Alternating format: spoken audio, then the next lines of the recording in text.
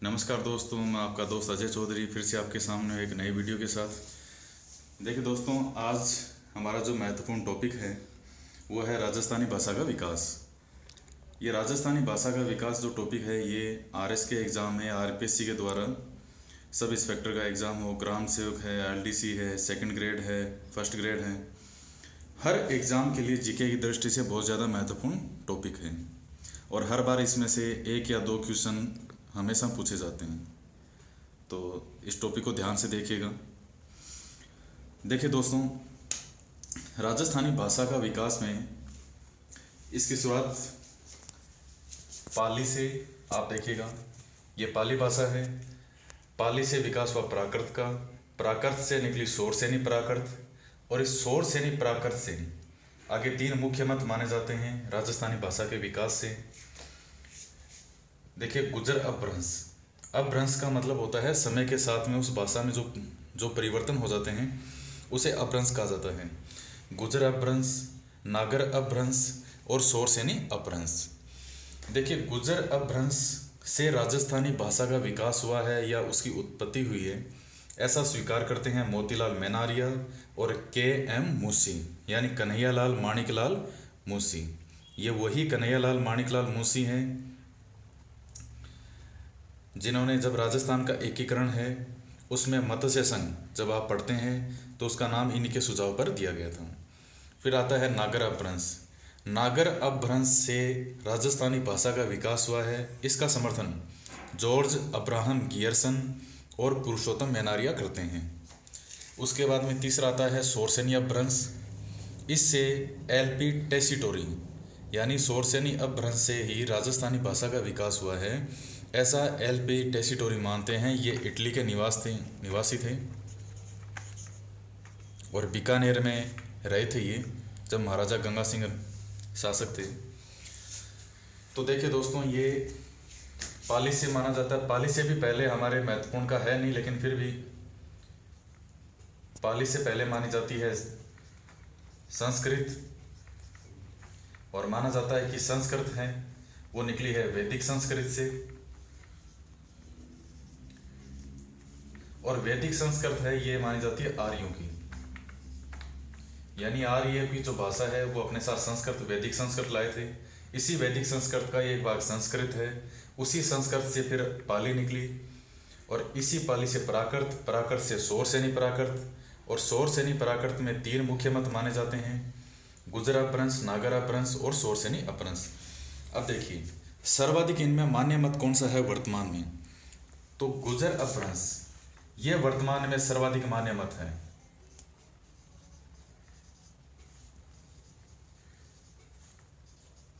अगर प्रश्न ये आता है कि वर्तमान में सर्वाधिक मान्य मत कौन सा है कि राजस्थानी भाषा का विकास इससे हुआ है, तो आपको ये करना है गुर्जर अपभ्रंश। राजस्थानी भाषा का विकास गुर्जर अपभ्रंश से हुआ है, जिसके समर्थक मोतीलाल मेनारिया और के.एम. मूसी हैं। अब देखिए, आप इनको याद कैसे करेंगे कि कौन सा, किसने किससे समर्थन किया है? तो आपको ऐसे याद करना है, गुर्जर की मोती की मैना मुंशी ने उड़ा दी।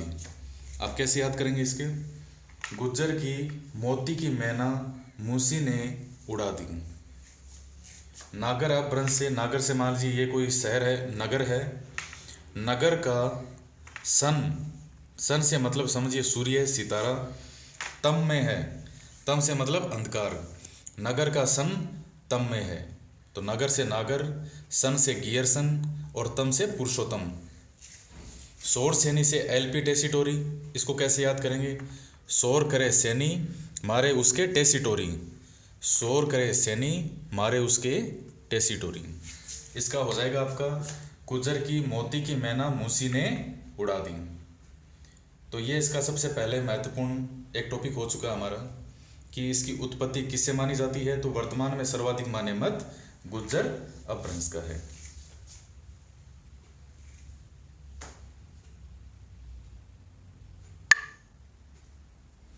दोस्तों, उसके बाद में हमारा ये है कि गोजरी अपभ्रंश जो है या गुर्जर अपभ्रंश है, इसका समय माना जाता है 11वीं से 13वीं शताब्दी का। प्राचीन राजस्थानी, देखिए इसमें राजस्थानी भाषा है उसे उसका जो समय है उसके कालक्रम को 3 भागों में बांट लिया गया है। और हमने देख लिया कि जो गुर्जर अपभ्रंश है वही सर्वाधिक मान्य मत है कि इसी से राजस्थानी भाषा का विकास हुआ है। तो इसके बाद में इसी से प्राचीन राजस्थानी, उसका समय माना गया 13वीं से 16वीं शताब्दी तक, 13 से 16। मध्यकालीन राजस्थानी 16वीं शताब्दी से 18वीं शताब्दी तक का जो समय है वो मध्यकालीन राजस्थानी माना जाता है। आधुनिक राजस्थानी 18वीं से शताब्दी से और अब तक जो भी चल रहा है वह आधुनिक राजस्थानी के अंतर्गत आता है। देखिए एक क्वेश्चन इसमें यह आता है कि राजस्थानी भाषा का स्वर्णकाल कब माना जाता है। तो देखिए जिसमें सबसे ज़्यादा राजस्थानी भाषा में साहित्य रचे गए, ये इसका स्वर्णकाल माना जाता है 1700 से 1900 ईस्वी के जो मध्य का काल है, यह राजस्थानी भाषा का स्वर्ण काल माना जाता है। यह क्वेश्चन इंपॉर्टेंट है, इसको ध्यान में रखिए। अब देखिए कुछ महत्वपूर्ण ग्रंथों के नाम हैं। जैसे सबसे पहला राजस्थानी भाषा का ग्रंथ कौन सा है जो कि राजस्थानी भाषा में था। तो देखिए इसमें हमें याद करना है भरतेश्वर बाहुबली घोर, यह ग्रंथ था वज्रसेन सूरी के द्वारा 12वीं शताब्दी में रचा गया। अब आप इसको याद कैसे करेंगे। भरत की बाहु में यानी भरत की भुजाओं में, भरत की बाहु में घोर बल था क्योंकि वो वज्र का बना था। एक बार फिर से देखिए, भरत की बाहु में घोर बल था क्योंकि वो वज्र का बना था। तो भरतेश्वर बाहुबली घोर जो कि राजस्थानी भाषा का पहला ग्रंथ है, 12वीं शताब्दी में लिखा गया वज्रसेन सूरी के द्वारा। फिर देखिए दोस्तों उसके बाद में हमारा इसका महत्वपूर्ण ग्रंथ है उद्योतन सूरी के द्वारा कुवलयमाला। ये ग्रंथ लिखा गया था 8वीं शताब्दी में 778 ईस्वी में। ये जालोर के निवासी थे। इस ग्रंथ में इन्होंने 18 भाषाओं का वर्णन किया है, जिसमें से हमारी एक मरु भाषा भी है। जो आपकी वेस्टर्न राजस्थान है, हमारा पश्चिम राजस्थान, उस भाषा का वर्णन किया गया, उसे कहा गया मरु भाषा। कौन है? उद्योतन सूरी। ग्रंथ कौन सा है? कुवलयमाला। 8वीं शताब्दी में यानी 778 ईस्वी में 18 भाषाओं का वर्णन किया इस कुवलयमाला में, जिसमें से एक मरु भाषा भी है और ये जालोर के निवासी थे। इसको आप कैसे याद करेंगे? ऐसे याद कर लीजिए, उद्योगों की माला, उद्योगों की माला। उद्योगों से उद्योतन सूरी और माला से कुवलयमाला। देखिए और इसका महत्वपूर्ण ग्रंथ कौन सा है राजस्थानी भाषा का? भरतेश्वर बाहुबली रास। यह लिखा गया है शालिभद्र सूर्य के द्वारा 13वीं शताब्दी में। यहाँ याद रखिएगा ये रास है, जबकि पहले हमने जो पढ़ा था उसमें था घोर, जो कि वज्रसेन सूर्य ने लिखा था। जबकि ये भरतेश्वर बाहुबली रास है जो कि शालिभद्र सूर्य के द्वारा 13वीं शताब्दी में लिखा गया। इसको कैसे याद करेंगे? बाहुबली को रास आ गई साली, बाहुबली को रास आ गई साली। उसके बाद में देखिए अबुल फजल, ये अकबर के समय है जिन्होंने अकबरनामा लिखा। इसके अंदर भी इन्होंने मारवाड़ी भाषा का उल्लेख किया है। एक साहित्यकार और हैं कुशल लाभ। कुशल लाभ के द्वारा अपने ग्रंथ पिंगल शिरोमणि में, पिंगल शिरोमणि में भी राजस्थानी भाषा का, मारवाड़ी मरु भाषा का वर्णन किया गया है। ये कुछ महत्वपूर्ण ग्रंथ थे जिनमें राजस्थानी भाषा का उल्लेख है, जो कि राजस्थानी भाषा से रिलेटेड हैं और जो राजस्थानी भाषा से कई रचे गए। फिर देखिए दोस्तों उसके बाद में यहाँ की राजस्थानी भाषा की मुख्य बोलियाँ कौन कौन सी है और उन बोलियों की उपबोलियाँ कौन सी है, ये हमें पढ़नी है। देखिए इसकी प्रमुख बोलियों में मारवाड़ी है, ढूंढाड़ी है, हाड़ौती है, इसके अलावा मालवी भी है, मेवाती भी है। तो देखिए सबसे प्रमुख बोलियां हैं मारवाड़ी, ढूंढाड़ी और हाड़ौती। मारवाड़ी जो भाषा है ये पश्चिमी राजस्थान में बोली जाती है और पश्चिमी राजस्थान में, ये सारा पश्चिमी राजस्थान है, इसमें बीकानेर, ये नागौर, जैसलमेर, जालोर, सिरोही, जोधपुर, पाली, तो ये जो सारे पश्चिम के डिस्ट्रिक्ट हैं इनमें मारवाड़ी भाषा बोली जाती है। फिर एक क्वेश्चन ये आ सकता है कि शुद्ध रूप से, शुद्ध मारवाड़ी जिसको कहते हैं वो कहाँ बोली जाती है? तो वो शुद्ध रूप से मारवाड़ी जोधपुर और इसके आसपास के क्षेत्रों में। तो ये आपको ध्यान में रखना है कि प्योर शुद्ध मारवाड़ी इन सभी के अंदर अगर बोली जाती है तो वो जोधपुर में और इसके आसपास के क्षेत्रों में मानी जाती हैं। अब देखिए, इस मारवाड़ी भाषा की कई उपबोलियां हैं।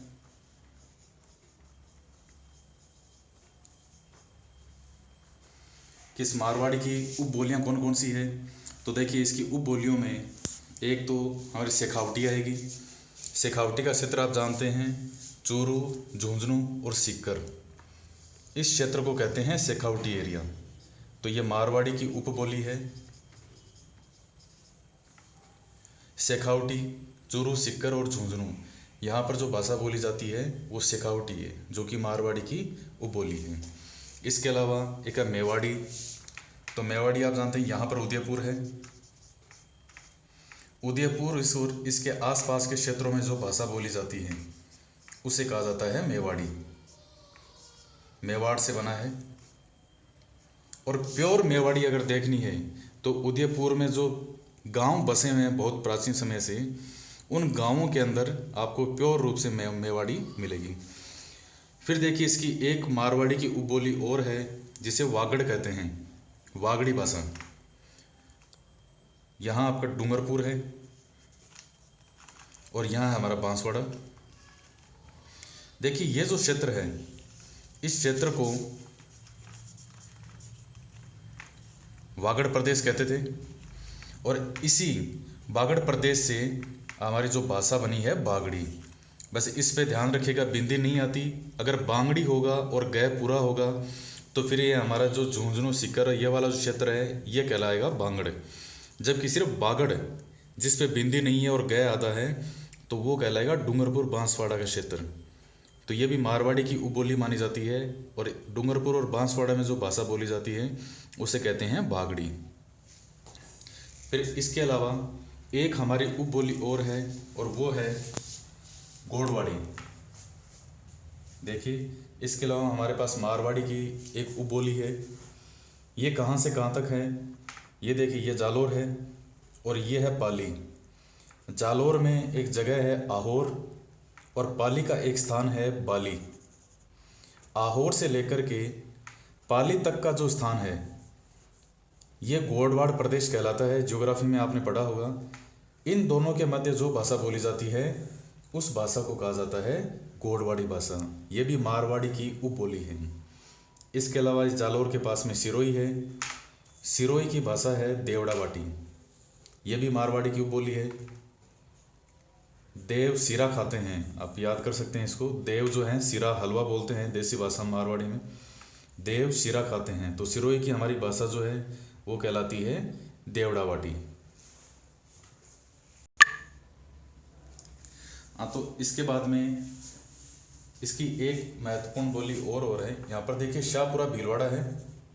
आप शाहपुरा को जानते हैं, भीलवाड़ा में जो है।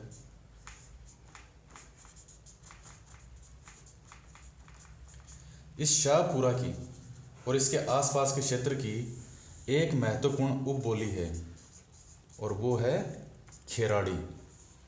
प्रमुख क्षेत्र जो आएगा वो इसमें शाहपुरा का आएगा। और यह खेराड़ी मेवाड़ी प्लस ढूंढाड़ी प्लस हाड़ौती, इन तीनों का मिश्रण मानी जाती है। देखिए, मिश्रण अपने आप ही हो गया। इस जगह पे है खेराड़ी, ये देखिए। तो इस तरफ जयपुर वाला जो क्षेत्र है इसको ढूंढाड़ प्रदेश कहते हैं। जयपुर और इसके आसपास का जो क्षेत्र है इसे कहा जाता है ढूंढाड़। तो इधर से ढूंढाड़ का इस पे प्रभाव आ गया खेराड़ी पे। इधर से मेवाड़ी जो कि मारवाड़ी की उपबोली है, इसका इफेक्ट आएगा इस पे खेराड़ी पे। और यहाँ जो आपका क्षेत्र है यह हाड़ौती प्रदेश कहलाता है। इस तरफ से इस पर हाड़ौती का इफेक्ट आ गया। तो तीनों ओर से भाषाओं का इस पर इफेक्ट है और इन्हीं तीनों का जो सहमिश्रण है वो हमारी बोली क्या कहलाएगी? खेराड़ी। इसके अलावा मारवाड़ी की कई उपबोलियाँ और भी है, जैसे नागौरी है, बीकानेरी है, थल्ली है। वो भी इसी क्षेत्र को पहले थल्ली प्रदेश कहते थे। बीकानेरी होगी, नागौरी होगी, थल्ली होगी। तो ये हमारी मारवाड़ी की प्रमुख उपबोलियाँ हैं।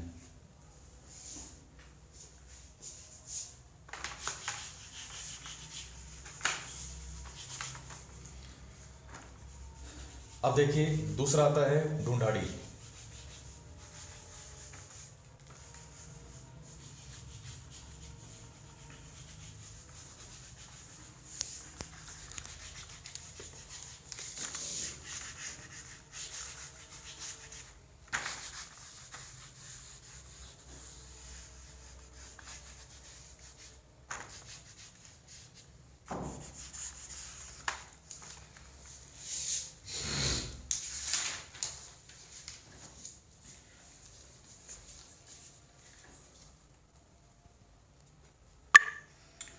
देखिए दोस्तों, उसके बाद जयपुर का जो प्रदेश है, जयपुर और उसके आसपास का क्षेत्र है, वो ढूंढाड़ प्रदेश कहलाता है।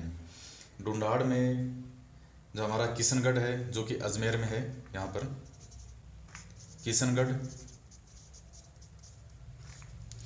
इसके अलावा टोंक हो जाएगा, लावा है, और अजमेर, मेरवाड़ा, जयपुर, ये जो पूरा क्षेत्र है ये ढूंढाड़ प्रदेश कहलाता है। और ये सारी इसकी जो आसपास की बोलियां हैं, ये ढूंढाड़ी की उप बोलियां मानी जाती हैं। अब देखिए ढूंढाड़ी की जो प्रमुख पहली महत्वपूर्ण उपबोली है वो है, देखिए दोस्तों, इसकी सबसे प्रमुख उपबोली जो है वो है तोरावाटी। तोरावाटी जयपुर का उत्तर का भाग, झुंझुनू का दक्षिणी भाग और सीकर का पूर्वी और दक्षिणी पश्चिमी भाग, इस क्षेत्र में जो बोली जाती है इस भाग को तोरावाटी कहते हैं, और उसी से भाषा बनी है तोरावाटी। झुंझुनू का दक्षिण, सीकर का पूर्व और जयपुर का बिल्कुल उत्तर का भाग, इस भाग में तोरावाटी भाषा बोली जाती है, जो कि ढूंढाड़ी की उपबोली है। उसके बाद जयपुर का पूर्वी भाग, ये जयपुर है, ये देखिए, ये जयपुर का पूर्वी भाग, जयपुर के पूर्वी भाग में जो बोली जाती है भाषा उसको कहते हैं राजावाटी। जयपुर के पूर्वी भाग में बोली जाने वाली भाषा को राजावाटी कहा जाता है। उसके बाद में महत्वपूर्ण भाषा आती है हमारी नागरचोल। देखिए नागरचोल में ये सवाई माधोपुर है, सवाई माधोपुर का पश्चिम का भाग यानी ये, और टोंक का पूर्वी और दक्षिण पूर्वी, ये जो भाग है, इस भाग में नागरचोल बोली जाती है। सवाई माधोपुर का पश्चिम का भाग और टोंक का पूर्व और दक्षिण पूर्व का भाग। अब देखिए जयपुर के दक्षिण में कौन सी भाषा बोली जाती है। जयपुर शहर के जो दक्षिणी भाग में भाषा बोली जाती है, जयपुर के दक्षिण में, उसे कहा जाता है काठेड़ी, काठेड़ी। और अब दक्षिण पश्चिम का हिस्सा बचता है, जयपुर के दक्षिण और ये वाला पश्चिम का हिस्सा है। जयपुर के दक्षिण पश्चिम में भाषा बोली जाती है चौरासी, जयपुर के दक्षिण पश्चिम में। और किशनगढ़ है तो यहाँ पे किशनगढ़ी बोली जाती है। अजमेर में जो किशनगढ़ है ये भी ढूंढाड़ी की उपबोली मानी जाती है, ये है किशनगढ़ी, जो कि किशनगढ़ में है। तो ये हमने देखा कि ढूंढाड़ प्रदेश की प्रमुख उपबोलियाँ। हमने देख लिया कि जयपुर के आसपास की, जिसको ढूंढाड़ प्रदेश कहा जाता है, उसकी प्रमुख उपबोलियाँ हमने देख ली। अब उसके बाद में देखिएगा हाड़ौती। आप सभी जानते हैं कि इस क्षेत्र को हाड़ौती क्षेत्र कहा जाता है। बूंदी, कोटा, बारा और झालावाड़, इस क्षेत्र में बोली जाने वाली भाषा हाड़ौती कही जाती है। और हाड़ौती भाषा है ये ढूंढाड़ी, जो हमने यहाँ पढ़ी थी, ढूंढाड़ी जयपुर के आसपास क्षेत्र वाली, ढूंढाड़ी की ही एक उप बोली मानी जाती है हाड़ौती। हाड़ौती कोटा, बूंदी, इसके आसपास के क्षेत्र में बोली जाती हैं। अब देखिए एक प्रमुख भाषा और है, वो है मेवाती भाषा। देखिए मेवाती जो भाषा है वो अलवर, भरतपुर में मेव रहते हैं, उनके द्वारा बोली जाने वाली भाषा को मेवाती भाषा कहा जाता है। इसके बाद में एक और हमारी प्रमुख भाषा है अहिरवाटी, अलवर में, अलवर के अंदर अहीरवाटी भाषा बोली जाती है। इसमें ऐसे याद कर सकते हैं, ऐसे अलवर और ऐसे अहीरवाटी। और देवड़ावाटी कहाँ की थी? सिरोही की। उसमें भी वाटी आता है। देवड़ावाटी सिरोही की और अहीरवाटी अलवर की। ऐसे अलवर और ऐसे अहीरवाटी। ब्रज भाषा, तो देखिए ब्रज भाषा भरतपुर और धौलपुर इस स्थान पर यह ब्रज प्रदेश भी कहलाता है। तो यहाँ बोली जाने वाली भाषा को ब्रज भाषा कहा जाता है। तो इस प्रकार दोस्तों हमारी जो महत्वपूर्ण राजस्थान की भाषाएं हैं वे लगभग सभी इसमें हो चुकी है। अब एक थोड़ा सा इसमें और ध्यान में रखना इस बात को कि देखिए एक तो मालवी भाषा और आती है। तो अपने मालवा प्रदेश सुना होगा कि जैसे राणा सांगा का शासन था यहाँ पर मेवाड़ में, तो इससे इधर का जो भाग है वो गुजरात कहलाता था और इधर का जो भाग है जहाज का एमपी जिसको मालवा कहते थे, इसमें आपके 12 के यहाँ का हिस्सा ये झालावाड़ और इस झालावाड़ के साथ साथ आपका प्रतापगढ़ और ये बीच का सारा हिस्सा ये सब आपके मालवा में आता था। तो यहाँ बोली जाने वाली भाषा को मालवी भाषा कहे जाने लगे। इस स्थान पर जो झालावाड़, प्रतापगढ़, बारां इसका जो टच करती हुई भाषा है तो इनका इफेक्ट इन पर भी है। इन क्षेत्रों में भी यही बोली जाती है मालवी। और मालवी भाषा एक कर्णप्रिय भाषा बोली जाती है, यानी बोलने में मीठी होती है ये। और देखिए इसी मालवी की यहीं बोले जाने वाली एक भाषा और है, उसे कहा जाता है रांगड़ी। ये रांगड़ी जो भाषा है ये खड़ी बोली मानी जाती है। खड़ी बोली से मतलब है ये बोलने में बिल्कुल भी मीठी नहीं होती, ऐसा लगता है जैसे बाटा सा मारा हो आप पे किसी ने। ये कर्कश भाषा मानी जाती है रांगड़ी। आपको ध्यान रखना है रांगड़ी मालवी की, यानी मालवा जो है उसमें मालवी की ही उपबोली है रांगड़ी। और रांगड़ी एक खड़ी बोली मानी जाती है जो कि बोलने में कर्कश है, बिल्कुल भी मिठास नहीं है इस भाषा में। देखिए दोस्तों यही एक भाषा और है इसी क्षेत्र में और इसी भाषा को कहा जाता है निमाड़ी। ये भी मालवी की उपबोली है। इस निमाड़ी को दक्षिण राजस्थानी भी कहा जाता है। निमाड़ी भी इसी क्षेत्र में बोली जाती है। ये झालावाड़, प्रतापगढ़ ये जो टच करता हुआ क्षेत्र है मालवा से, ये भी मालवी की उपबोली है निमाड़ी। और निमाड़ी को दक्षिण राजस्थानी भी कहा जाता है। तो ये हमारी जो महत्वपूर्ण जितनी भी भाषाएं थी राजस्थानी भाषा का इतिहास, जो कि बड़ा डिफिकल्ट माना जाता है ये टॉपिक हमारा। तो आज हमने इस टॉपिक को पूरा किया है, जिसमें प्रारंभ से लेकर के कि इस राजस्थानी भाषा का उद्भव किससे हुआ, गुजरात वंश से हुआ है। फिर उसके बाद में इसका समय का निर्धारण किया कौन से कालक्रम में।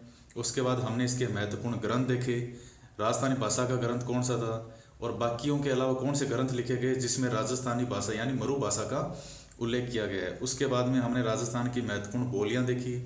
उन बोलियों में उन सभी बोलियों की जो प्रमुख प्रमुख उपबोलियां हैं सारे राजस्थान को कवर करती हुई हमने उपबोलियां देखी और लगभग हमने हमारा सारा टॉपिक इसमें कवर किया है।